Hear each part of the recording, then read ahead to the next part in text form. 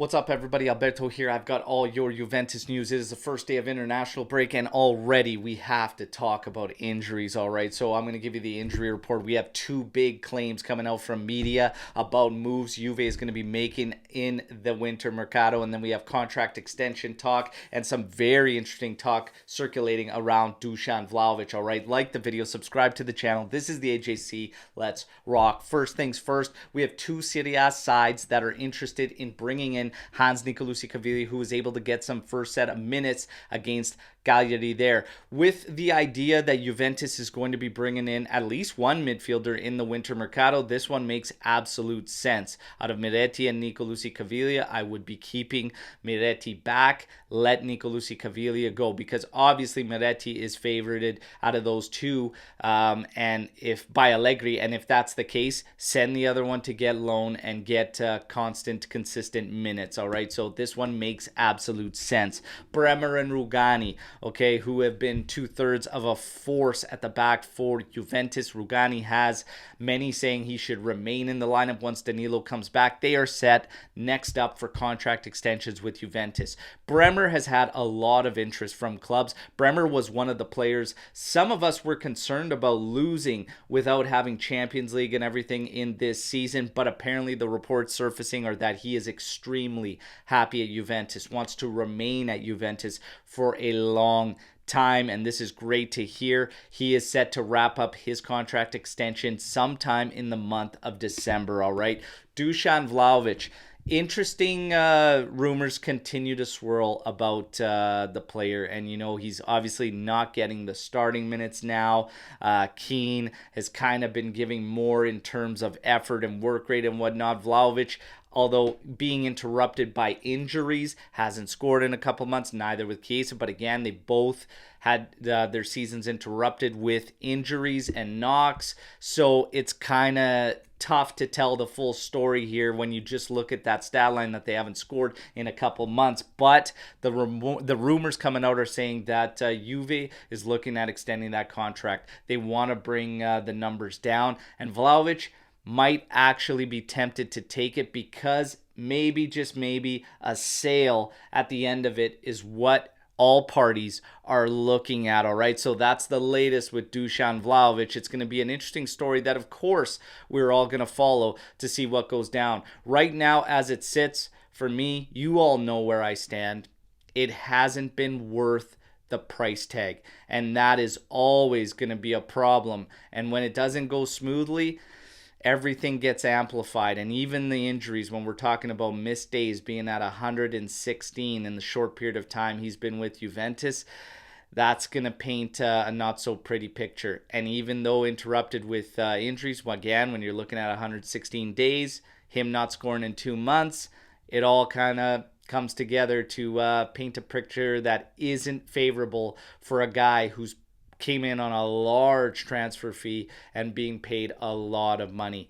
We will see what happens with Dusan Vlahovic. Can't wait to hear all your thoughts on Vlahovic in the comment section. All right, now, as far as two big claims coming out there, Gazzetta says Calvin Phillips is, without a shadow of a doubt, the top target for Juventus in the winter mercado, and that he has given his okay as he grows continuously disgruntled with City and not getting minutes. And again, this past weekend, he didn't get a single minute, and he is ready for a move come winter mercado. I'm still not buying that he is the top target for Juventus. I wouldn't be surprised, though, especially if a dry loan is on the table, but I'm not buying it. Another one is a big claim saying that today Juventus will in fact make a big push for Domenico Berardi in the January transfer window. All right, so again, here you go, a forward, an attacker, and we've got a team right now, and you guys all saw my latest YouTube short and whatnot about thoughts going around this team with us not scoring goals and boosting the attack and whatnot, changing formation, changing style, changing setup. You know how I feel. Don't change it. If it ain't broke, don't fix it. It's not that our guys up top are not getting opportunities, because they are. They just also haven't been very clinical when those opportunities do arise. So it's a little bit of both combinations, but to sacrifice the defensive solidity to try and chase goals from these guys when for the majority they just haven't been clinical enough, I wouldn't do it. I wouldn't do it. Bringing in another attacker, again, it's going to mean less minutes for who? Federico Chiesa, less minutes for Dusan Vlahovic, less minutes for one of the striker, unless you go to what, a 3-4-3? No. Our midfield, for me, stands out as where we need the biggest amount of help. And if you want to bring that number to 2 midfielders, I absolutely don't like it. I saw that movie last year. I didn't like the ending. It never looked good. And it was even more so unbalanced than we are this year, leaning more towards the defensive side. I wouldn't do it. I wouldn't do it. Keep things the same. If you do want to bring in an attacker, that's fine. You're rotating more up top, but I think you're going to end up with too many bodies. These guys up at the top need to pick it up, but it's not just their problem. For us, we need the help in the midfield, and I think the balance in play will all sort itself out once we get some actual more technical ability in the middle, and especially creativity. All right, we need the creativity out of the top. Against Cagliari, we don't need Chiesa dropping that far back just to pick up the ball. Okay, make the corrections in the middle, and I think the rest sorts itself out. That's what I believe. Let me know if you agree. The midfield is the biggest issue, and once we correct that, even the forwards will start doing better with that. Now, as far as the injury report goes, first day of international break. Oh my God. Well, let's start with the good news.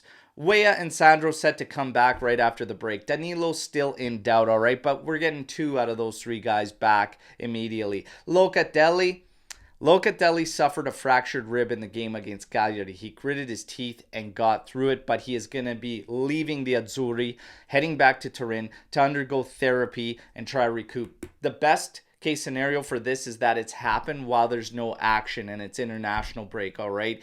Because I could tell you this from my own personal experience. I suffered a rib injury this season, and every single step while running or sprinting absolutely killed me, all right? It just resonates, it vibrates through there, it hurts so bad, and then as you try and take in more oxygen, it hurts even more, okay? It is absolutely nasty. So the best thing is that at least he doesn't have to keep playing through it or whatnot and taking more knocks, which just extend the recovery time. That's the best news about it, but we'll know more in a few days. Locatelli down. Cambiaso apparently has a swollen ankle as well, but apparently for now staying with the Azzurri. And Huijsen has back pain, and he will not be playing with his national side either. Even our reserves are getting hurt during the international break. All right. Well, at least it is the international break, because for me, top priority is Juventus. We have an absolutely massive matchup after the break against Inter. The question floating around on a scale of 1 to 10, how confident are you in this game and Juventus getting the job done? I'm between a 7 and 8, but I can't wait to hear from all of you. I'll bring you all the daily updates leading up to that one, and then, oh yeah, I can't wait for that matchup. It is going to be so much anticipation leading up to that one. This is finally the match where we will get the questions we need answers to answered. And hopefully we answer them well. I'll see you guys again tomorrow for another daily update video. You guys know the drill. Like the video, subscribe to the channel. Let me know what you think about everything covered in this video in the comment section, all right? As always, fino alla fine, forza Juve. Ciao tutti.